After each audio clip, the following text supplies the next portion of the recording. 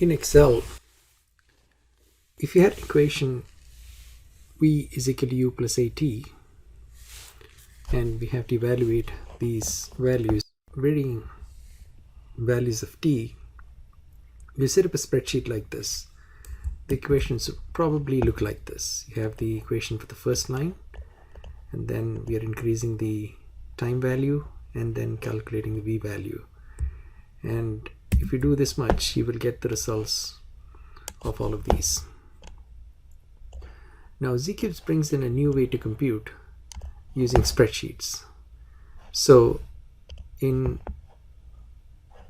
ZCubes, you could define a function u plus a multiplied by t. Instead of writing the equation v equal to u plus at, to make it a function in ZCubes, you would just put colon equals. And now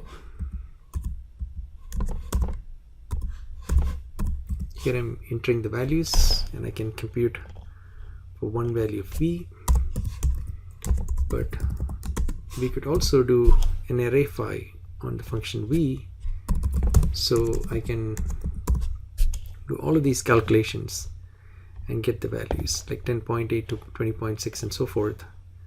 And that's what you did with Excel here.